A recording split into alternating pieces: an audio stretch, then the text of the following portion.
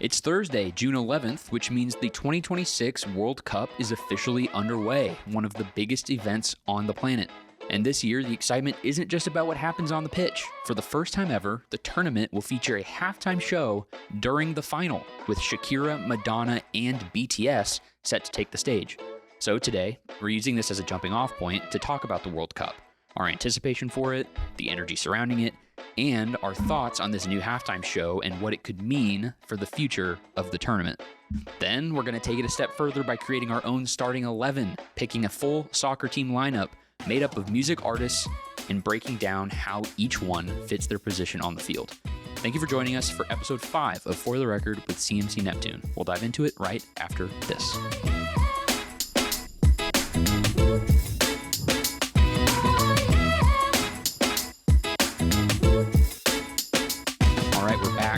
I'm your host, Drew Rourke, and joining me today, back on the pod, is Oscar Saravia. How you doing, sir? I'm good, man. This is exciting. Excited to be here. It's the third time I'm going to be in this podcast, and I think this is going to be my favorite of them all. We're talking about soccer. You're a big soccer fan. Let's just get right into it. So we're in the World Cup. Like I said, this episode comes out on June 11th, opening day. I'm going to start with this. I don't watch soccer. What? I don't know anything about soccer really, which I think this episode will be a fun exercise for me. Yeah. As I just don't know anything about soccer. A little tutorial, a little breakdown of what everybody does on a team. So I don't know anything about soccer, but you're a big soccer fan. So the World Cup, what's your anticipation level? Do you have any matchups you're looking forward to? Any narratives that you're excited about seeing? What are you feeling right now? Dude, this is like the biggest thing for every big soccer fan. Mm-hmm. It's like the World Cup is the biggest of them all, and then the Champions League, which is like just for clubs. But there's just something special about the World Cup because it's just like it's the world, it's like world championship. Mm-hmm. The stakes have never been higher. Yeah, exactly. And like, especially if your country makes it to the World Cup, it's just like there's no bigger party for soccer fans and for like soccer teams. Yeah. I don't think I have any big anticipation for any match. Mm-hmm. I just want to see the games. Yeah. That's all I want to do. Yeah. For sure. So are you the kind of World Cup viewer where you'll watch any and every game? Is that your vibe, or do you have your one team that you're going to just follow all the way through and kind of cut out the noise and just follow them? It depends on what I'm doing. Gotcha. If I have the chance, I'll probably watch every match. Mm-hmm. Probably the lower tier matches, I'll probably not pay too much attention, but I'll still have it on. Yeah. But of course, if it's a big match or a decent match, it's must watch television. Yeah, dude. for sure. Yeah, that's cool. Who's your team? What team are you following? Well, my team is El Salvador, but we didn't make it. Oh, they didn't make it? Oh man, no, we haven't made it in over 40 years. Whoa. I think 1982 was the last time. You're a loyal fan. I mean, I'm from there. Yeah. You've been through it. Yeah. We're just not good enough. But if I would have to pick somebody to win it, I'll probably say England. Okay. Yeah. Cool. This is a music podcast, so we're obviously gonna be talking about World Cup music. Yep. Music and the World Cup have historically been very connected. Every year there's a World Cup song. Yeah. I know multiple World Cup songs. Multiple. And I know you and our graphic designer Cameron did a video recently talking about anthems. Do you have a couple favorites that you wanted to highlight really quick before we got into it? Off the top of your head, this wasn't prepared. Yeah. I mean, of course, Waka Waka from Shakira, 2010. Yeah. That's the one I know. As a World Cup viewer, that's the one that comes to mind for me. It's so famous. Yeah. I mean, I don't think it's my favorite World Cup song ever, but it's like a World Cup anthem, For sure. Even if you're not a soccer fan, you know it. Mm-hmm. Then from the same World Cup in 2010, it's called Waving Flag. Yeah. It's a really good song too, very like emotional, regarding in the sense of like towards your own country and things like that. Yeah, some country pride. Yeah.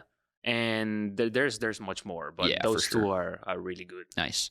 So like I said in the intro, this year we're getting the first ever halftime show in the final. I'm I'm curious what you think of it, but let me just say, just for context, the first ever halftime show is Shakira, Madonna, and BTS. Interesting combination of artists. Yeah. I'm very curious to see how they do that. Are they all going to be performing at once? Are they going to have like their own sections? I'm curious to see how that works. But as a World Cup viewer, how are you feeling about them adding this into the show?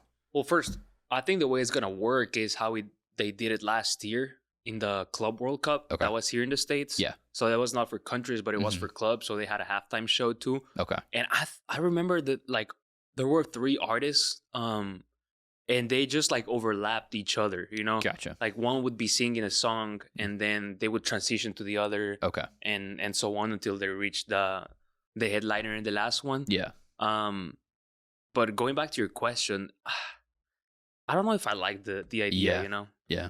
For me, it's like, it's never done before. Mm-hmm. And they've just done it the last year because the Club World Cup was here in the States.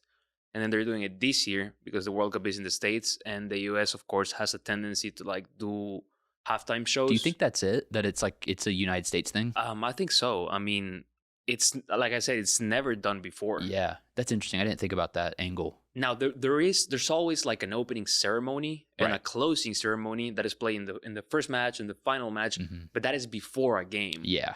But I don't know if I'm a big fan of just like taking a big long break, you know? Yeah. Because usually the halftime in soccer is just 15 minutes. Right. And last year the halftime ended up being about 25 minutes. Yeah.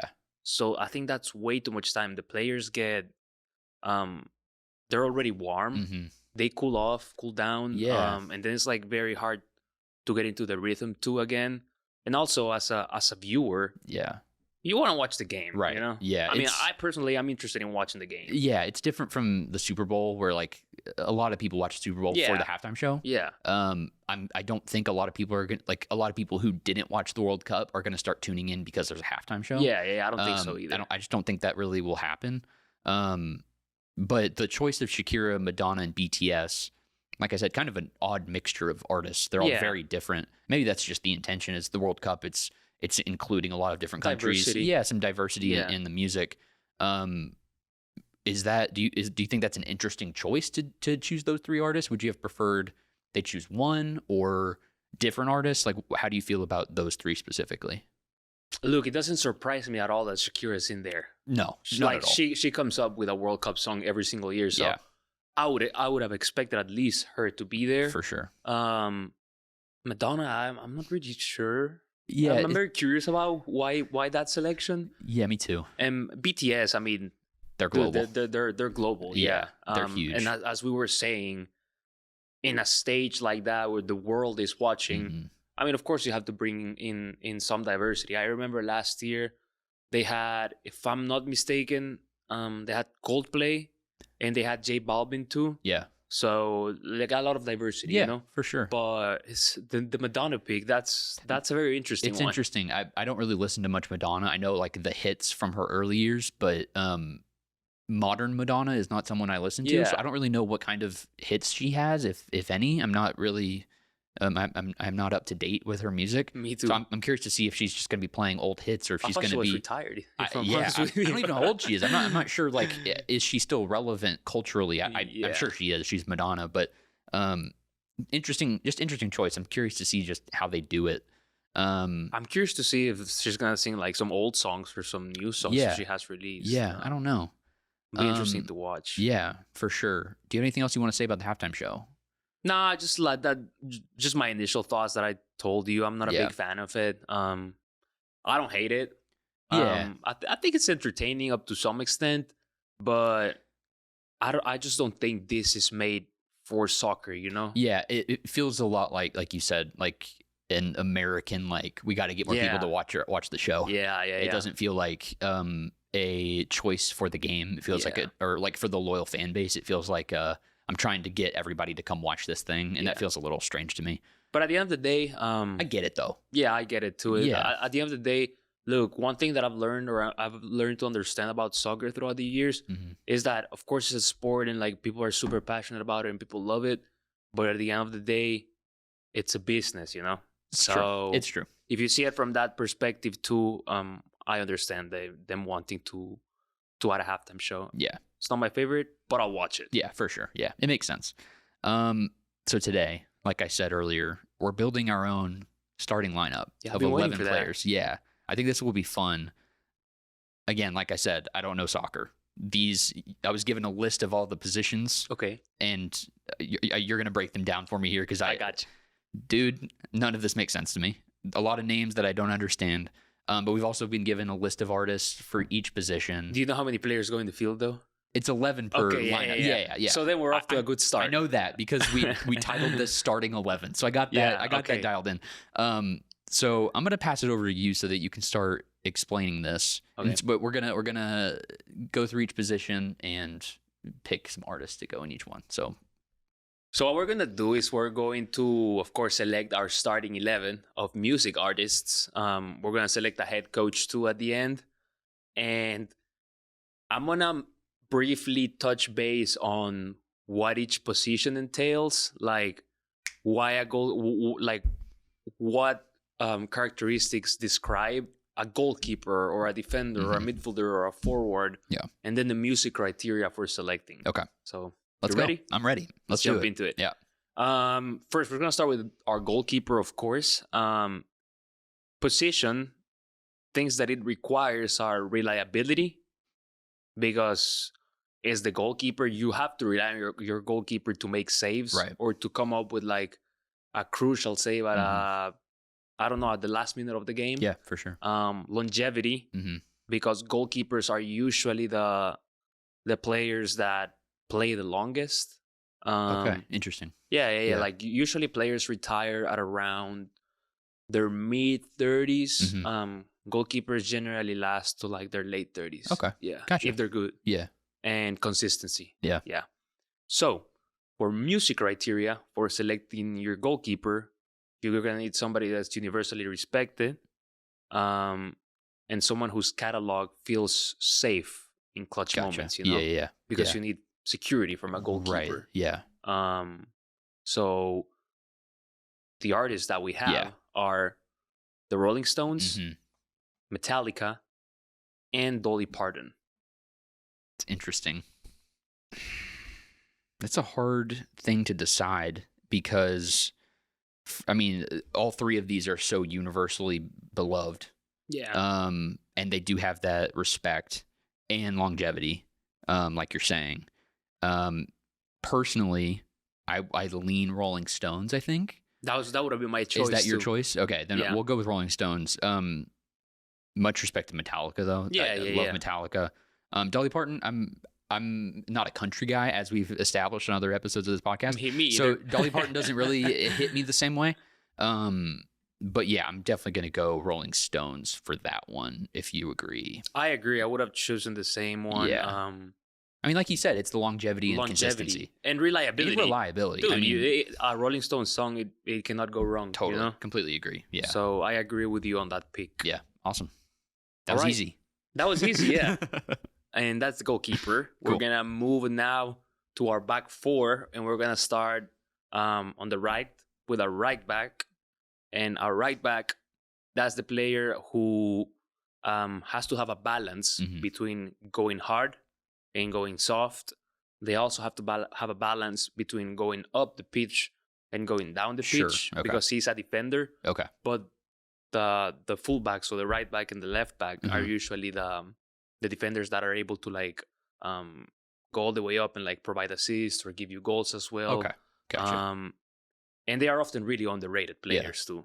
So that's the position for the position criteria for a right back. Gotcha. And music criteria, as we said, they're underrated, so they rarely get enough credit.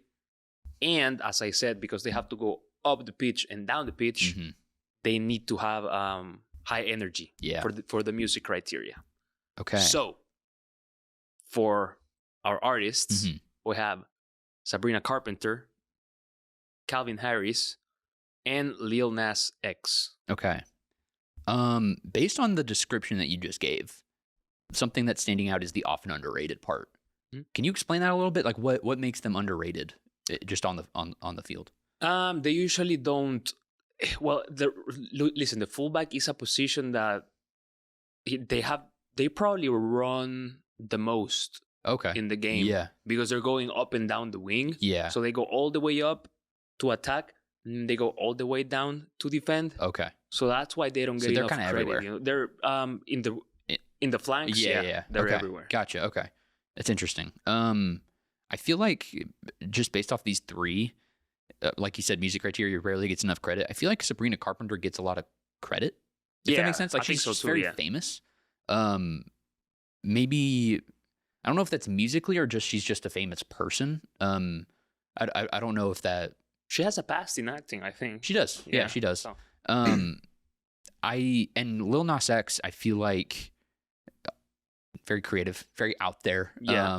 Does a lot of unpredictable, unexpected things. But I feel like someone like Calvin Harris fits this the most. Obviously very high tempo DJ music. And it kind of keeps everyone moving, keeps the energy up. Yep. That to me feels like it fits. Would you agree with that? I agree, because one characteristic I forgot to mention is that fullbacks, or in this case a right back, they generally gotta have pace. Yeah. And with Calvin Harris, you have pace in the tempo. music. Yeah. High tempo. So I agree with that pick too. Cool. That would have been my pick too. Dude, we're cooking. I know. Let's go. Let's keep going. Okay. We're gonna move to the left back. Okay. And for this, the same criteria as the right back. So balance between going hard and soft, and often underrated. And as we said, music criteria rarely gets enough credit, but has high energy. So we're pretty much switching from the right to the left. Gotcha. Okay. Similar criteria. Again, Dua Lipa. Oh, wait, you haven't even listed the artists. I'm looking at the list. You got to list them. Okay. I'm getting ahead of myself. We have Dua Lipa as our left back, The Killers, or Post Malone. Dua Lipa is kind of in the same zone as Sabrina Carpenter to me, where she's like, not necessarily underrated, because she's so famous and just so well known. But again, maybe that's just like who she is, not necessarily her music. I don't know. The Killers, I don't know. I don't know if they fit that as much. I lean Post Malone because he kind of blends genre. He started in more hip hop rap, and then now he's doing country music. Yeah. So it's kind of, and he keeps the energy up. I don't know. Who do you think? I would have chosen Dua Lipa, honestly. You think so? I think she's very dynamic too, and she's she has the high energy. Yeah, that's what I meant. But she has a lot of high energy music too. Yeah. So I would have gone with Dua Lipa, but Post Malone is a good choice too. Maybe you're right. Let's go with Dua Lipa. Okay, let's go with Dua Lipa. Let's give Dua Lipa the green. Okay, that works. Next up. All right, we're going to our center backs. So our center backs, they are in the heart of the defense. Mm-hmm. They're usually two. And position characteristics, they have to be super smart because they usually handle a lot the ball, especially when the keeper is trying to go out or when the team is trying to go out. They gotta be dominant. Yeah. And they have to be super, super strong. Yeah. Because a center back cannot get bullied by a striker. A center back, he has to be strong. And they have to be very disciplined because you don't really want a center back going up the pitch. You want him to stay at least until the middle of the pitch, because if a team tries to come at you in a counterattack and your center backs are not there, they're going to score a very easy goal against So these your are very team. Defensive positions, right? Yeah. Okay, gotcha. Yeah, we're in the back four, so the defense right now. Gotcha. We just did the right back, left back, and we have to choose two center backs. Music criteria. Yeah. Of course, it has to be solid music. They have to have the respect from their peers and from the fans. And they got to have strong albums. Yeah. So for our center back options, we have 3 artists here. You're going to have to choose 2. Oh, 2. Okay, cool. Because we usually do 2 center backs. Okay, cool. So for artists, we have Queen, The Weeknd, and AC/DC. Man. Which are your 2 center backs? Man, I know what I want to pick, but I want to collaborate on this one. Because my default is Queen AC/DC. Yeah, me too, honestly. Oh, really? Yeah, Okay. yeah, Okay. I didn't know if you were going to go for the Weeknd or not. Because Yeah. if you think about Queen, obviously they're solid. They're pretty solid.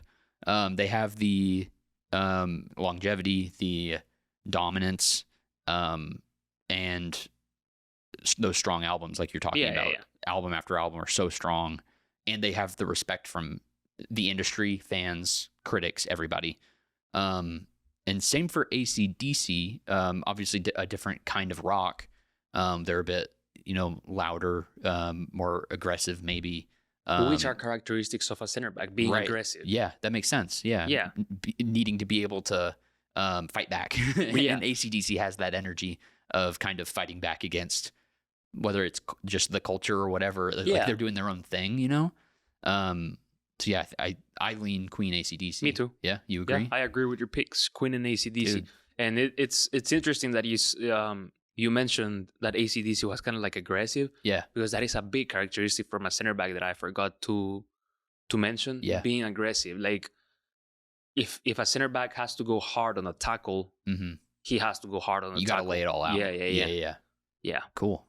Nice. The Weeknd. Sorry, man. The Weeknd is a very strong artist too. Yeah. But it just, as a soccer fan, it just doesn't give me the vibe of a center back, Sure. Yeah. It gives me the vibe of maybe like more like an upfront position. Okay. So Interesting. the Queen and AC are very solid picks. Cool. The two Sweet. pillars. The pillars. I like that. Yeah. Yeah. Cool.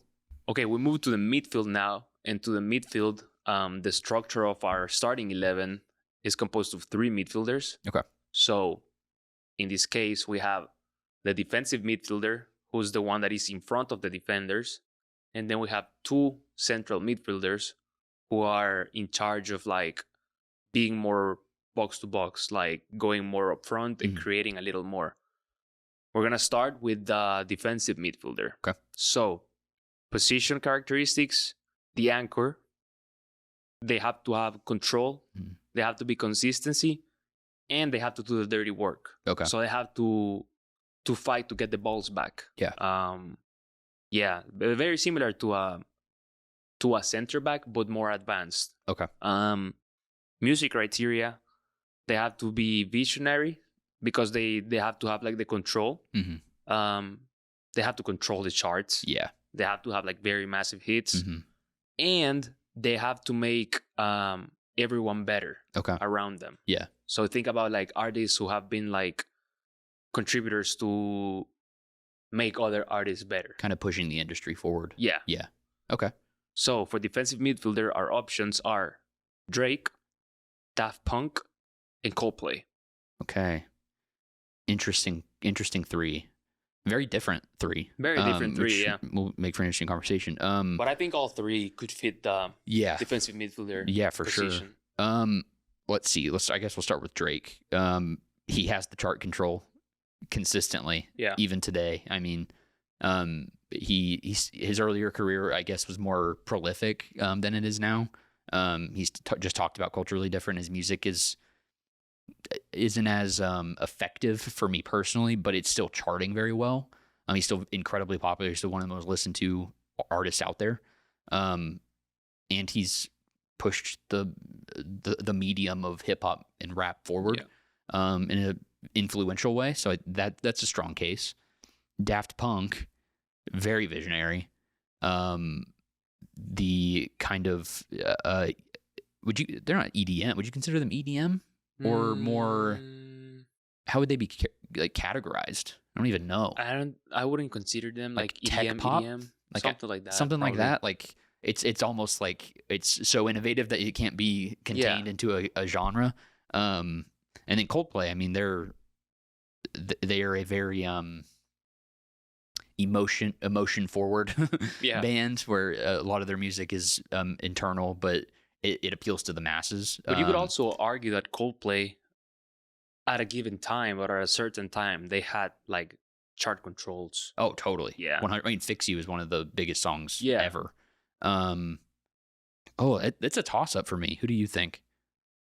Personally, Yeah, Coldplay.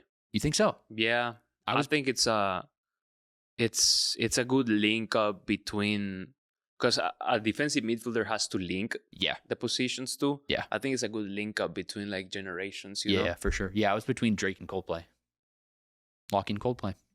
Coldplay. Lock it in. You sure? Yeah. Okay. Lock it in. Now that we have done our defensive midfielder, Mhm. we're gonna move to our next midfielder, who in this case is the central midfielder. Okay. And what is the difference between a defensive midfielder and a central midfielder? Well, a central midfielder is more of a box crasher, and the box is the area, so the square where the goals are. Where the goals are. Okay. That's the box. Dude. I got to visualize it in my head. The central midfielder is more of a box crasher. Okay. So position characteristics, Mhm. the most important one, stamina. They have to have like a lot of stamina because they run a lot. They go up and they go down in the middle of the pitch. Okay. They have to have energy, versatility, Mhm. because sometimes they might be required to step into the defensive midfielder role depending on how the coach wants to line up. And they have to have work rate because, as we said, of course, they are box crashers and they can score goals, Mhm. but also they have to work hard to get the ball back again. Gotcha. So Cool. music criteria for the central midfielder, they have to do everything. Sing, write, produce, perform, and can make his or their hits or her hits always relevant. Yeah. So our options are Taylor Swift, Adele, and Bruno Mars. Okay. Guess we'll go one by one again. Taylor Swift. When you talk Strong about case, in my opinion. While you were listing off both the position characteristics and the music criteria, I obviously have the list here. I kept looking back at Taylor Swift because, like you said, the energy and the stamina, she sings and writes and produces performs, work rate. She makes hits. She's relevant every day. Yeah. There's always something about Taylor Swift going on. Obviously, culturally and globally, she's a superstar. She's massive. Yeah. And again, she makes hits. So I think that's a very strong case. Adele is different from Taylor Swift in an interesting way. I don't know if you think that she fits here, but she fits here. Yeah, she's a little more calm. She gives me more goalkeeper vibes. Interesting. Yeah, more like a reliable voice that and she's got the hits, but she's not I don't want to say she's not a superstar because she's incredibly famous and very well known and well liked and well respected. But just she's not like a pop star in that same way. And then Bruno Mars, I mean, it's not a bad shout. It isn't. It's not a bad shout at all. I think he really fits. He fits all the criteria. Yeah. He sings, he writes, he produces, he performs, he makes a lot of hits.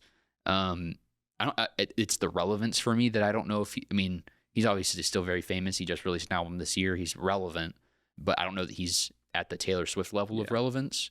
But he does have the energy and the stamina and the skill set that's required for that. But of the three, it's hard to deny Taylor Swift. Do you agree, or do you? No, you I think agree. It's someone else? I agree, and I think, of course, we said that they have to sing, write, produce, perform, but what makes Taylor Swift a perfect fit for this position, in my opinion, is work rate. Yeah. Because, dude, the work, of course, she like has released new music in the last couple of years, and she's like super famous and everything. But the work rate she like did in the beginning of her career, that was like a lot of work. I mean, even now with her, with her massive tours. Yes, exactly. I was about to say that. The tour alone, like the actual performance of the tour is a 3-hour show doing all of her music. Like that is unprecedented. Talk about energy and stamina. Like that's like her or not, that is impressive. Man, it's hard to deny. Drew Rourke giving Taylor Swift her flowers. I have to give her flowers every once in a while. Yeah, I respect it. I may not like the music, but I respect the drive. Starting to become a Swiftie. And hey, maybe one day. Yeah. So we're going with T Swift on this one. We're a couple Swifties on this pod. Oof. You and me. And of course, we in a music starting 11.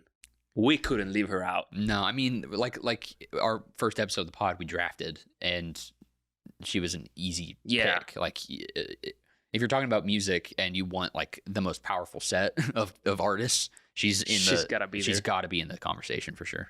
So our central midfielder is Taylor Swift. Now we move to attacking midfielder, and this is our third midfielder in a set of 3. Mm-hmm. And this is just like the creative genius in the team. Position characteristics, vision, like unmatched vision. Mm-hmm. He sees things in the field that nobody else can see. Magic, of course. Mm-hmm. He has to. He as an attacking midfielder needs to have the capability of coming up with a pass into the final third to like give an assist to the forward. Yeah. And that pass has to be a pass that nobody else can see in the field. Gotcha. So of course creativity and like the foresight to like know that that's where it's going. Yeah. Like the vision. Yeah. And elegance. It has to be like very elegant, like very technically rich. Yeah. Good touch of the ball. Mm-hmm. Music criteria, innovator, change standards, highly influential, and an artist that others can study or learn from. Gotcha. And our 3 picks, and I already know which one you're going to pick. You think so? I think so. Beyonce, Michael Jackson, and Lady Gaga. You think I'm going to pick Michael Jackson? I think you're going to pick Michael Jackson. Default, I was thinking that, but as you were going through it, I was thinking about the other 2 because you said creativity and vision. Lady Gaga is a very creative person. She's very out there. She is certainly an innovator in the performance aspect of what she does. Again, like it or not, it's just very creative and stuff that you've never seen before. And Beyonce, she has the elegance, I think, that you're talking about. She has changed the standards of what R&B music is, and now like she's doing country music, and she's innovating. She's changing her style. She's changing what she does, and of course she's very influential. But yeah, Michael Jackson. I mean, he does check all the boxes. But I'm not set on Michael Jackson. I could be swayed. I don't know what you think, but I could be swayed. Dude, I'm torn because I honestly would have picked Michael Jackson too. Mm-hmm. But after reading the descriptions and after what you just said on Lady Gaga, I'm leaning towards Lady Gaga right now. I think that's a fun mix-up because if anyone looks at this list, they're like, oh, they're going to pick Michael Jackson. But I think Lady Gaga is an interesting mix-up. It's someone that she's like, it may sound corny, she's like fearlessly creative. Like she does these crazy things that, like when she did the Super Bowl halftime show, she's like gliding in on a wire. Like it's this crazy stuff that people don't try. She's innovating in that regard, and I think it's fascinating. Or even appearing in this year's halftime show. Yeah, that's right. It was full in Spanish. Yeah, for sure. Man, Gaga. I say Gaga. I think it's fun. I think it's a fun, different choice. I'm into it. We're going with Gaga then? Yeah. Okay. Lock it in. Lady Gaga or attacking midfielder. And now we move to our last 3 positions, and this is the forward line. Okay. So, how is the forward line constructed? It's constructed of 2 wingers, one on the right, one on the left, and they usually play very out wide. Okay. And a forward or striker. And the forward striker is the one who backs the goals and all that, but we're going to get into that later. Cool. So let's start on the right. As a right winger, position characteristics, they got to be fast because they have to take on players and they have to like run down the wing, similar to a right back or left back, but more advanced. Okay. They got to have flair and skills. So they got to be able to like take on players, kind of like showboat a little sometimes. Yeah. Take the tricks out. And that leads to entertainment. Yeah. They have to be entertainers. And they got to have individual brilliance. Like, those are the type of players, either a right winger or a left winger, that can probably win you a game on their own. How? They just take the ball, dribble past a few players, and all of a sudden they're like 1v1 against the goalkeeper. Okay. So Gotcha. yeah, music criteria, they gotta have style and personality. They have to be fearless. They have to feel exciting on every appearance, because a winger usually feels exciting. Every time a winger has the ball, it feels like exciting, like something's about to happen. Yeah. And can take over a show on their own. Yeah. Okay. So, cool. Right wingers, we have Travis Scott, Madonna, and David Guetta. Okay. Travis Scott, not someone I listen to very often, so I'm not super familiar with his music. But I guess culturally he does have like he's known, that the entertainment value, like you're talking about, the flair. To be honest, it gives me the vibes. Yeah, he fits that. It gives me the vibes, but I don't know if I would pick him. Yeah, you said showboaty. Yeah. And that kind of fits him a little bit, of even though I don't know his music very well, that like if I see him, I like, and how he's performing, like that's kind of the vibe I get. Madonna, she's performing this year in the FIFA World Cup halftime show. Massive international reach. She's a superstar, and she's been around for decades. And she's someone that if you say her name, you're like, oh, I know Madonna. I can visualize a Madonna performance. Yeah. So I think she fits too. David Guetta, I think it's an interesting one. Because he's not someone that I would like think of initially if you give that description. But I think it makes sense. The flair aspect and the entertainment of he's a DJ. Like it's just him up there. And the taking over the show and doing it solo, like that's what a DJ does. So there's a lot of skill in that, and a lot of energy that he has to bring. I don't have a specific one that I'm like, it needs to be this. What do you think? Man, it's a tough one, I'm gonna discard Madonna. Okay. Yeah. Yeah. Between Travis Scott and David Guetta, I love David Guetta, but he gives me more fullback vibes. Yeah. Or maybe even defensive midfielder vibes. Okay. I'll pick Travis Scott. Travis Scott? Yeah. I'm good with that. That makes sense to me. He again, like I said, he has the flair. Yeah, the entertainment. He has the flair. Yeah, I think that's cool. Okay. So our left winger, same description, same characteristics. Okay. But in this case, our three artists are Gorillaz, Olivia Rodrigo, and Harry Styles. Okay. Interesting. Very interesting. The most famous person here is Harry Styles. I would say he's got the charisma, the creativity. He's like globally loved. Olivia Rodrigo is also interesting just because she's so young. Yeah. She brings a different energy. Specifically amongst these three, she definitely brings a different energy, and some of her music is like. Spoiler alert. We have an Olivia Rodrigo episode coming up on the podcast. Okay. And so I've been listening to a lot of her music, and just listening to like an album, you get like these very like quiet, introspective songs, and then you get these like punk, angsty, like I'm mad at the world songs. So unpredictability. Very, very unpredictable. Yeah. And when you see her, it's like, oh, that's a pop star. And then you hear her music and it's like, oh, there's something different going on here. Whether that's more internal and emotional or like angsty and frustrated. So that kind of applies there in a way. And Gorillaz, they're very genre bending and creative and unique, and they have the entertainment value visually as well. I don't know. What do you think of these three? I'm in between Harry Styles and Olivia Rodrigo. Yeah. Yeah. What's the deciding factor that you're looking for? Just based on the position. Okay. Entertainment. Yeah. And flair. Yeah. Yeah. And fast, because wingers have to be fast. Yeah. Harry Styles is fast. He runs marathons now. That's true. Yeah. Yeah. I think Harry Styles definitely has the flair.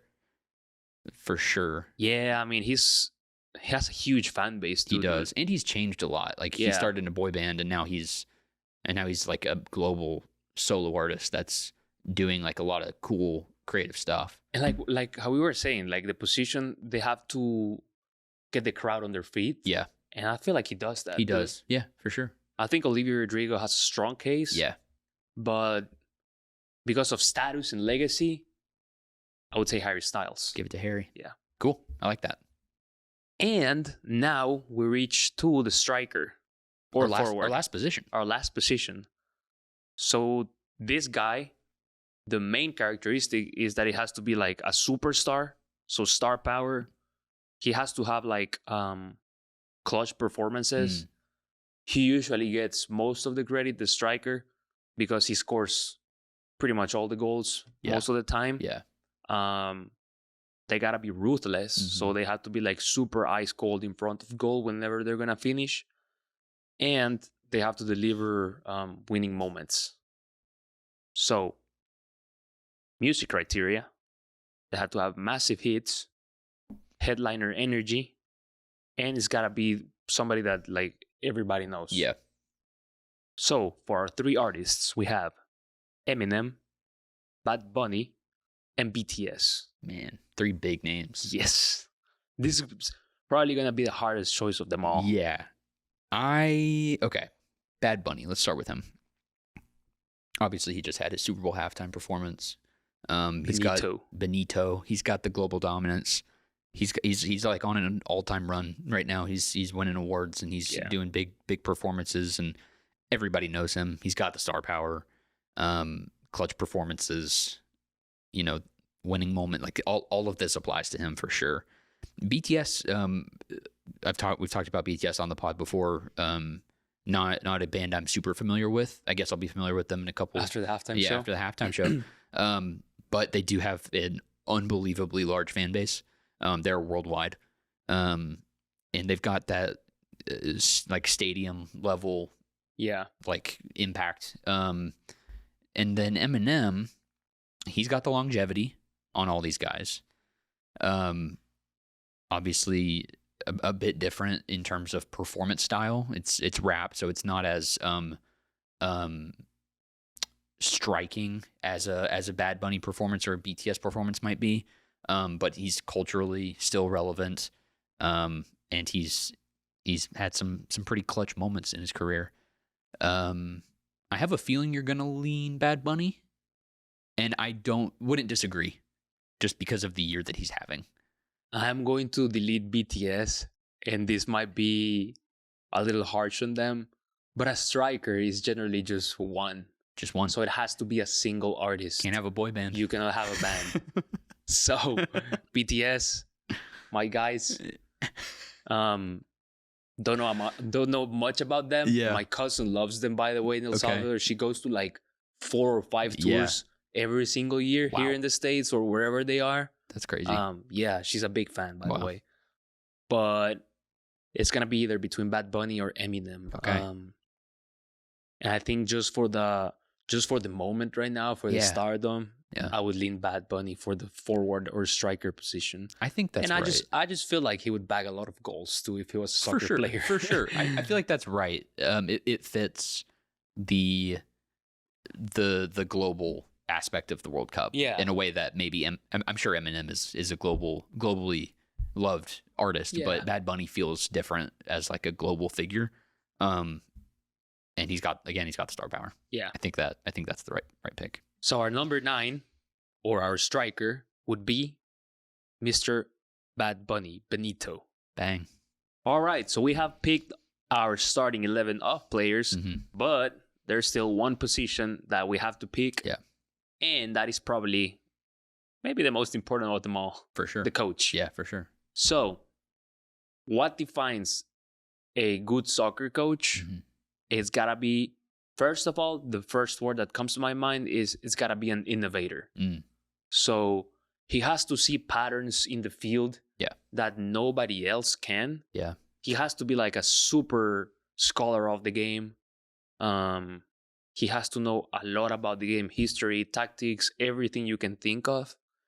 And he has to be able to reinvent himself. Mhm. So yeah, change tactics or change things every time or he's discovered or every throughout the years, Yeah. you know? Yeah. So our 3 artists for head coach, we have Max Martin, Ray Charles, and Quincy Jones.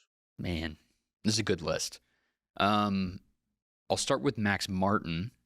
Obviously, he is a massive producer.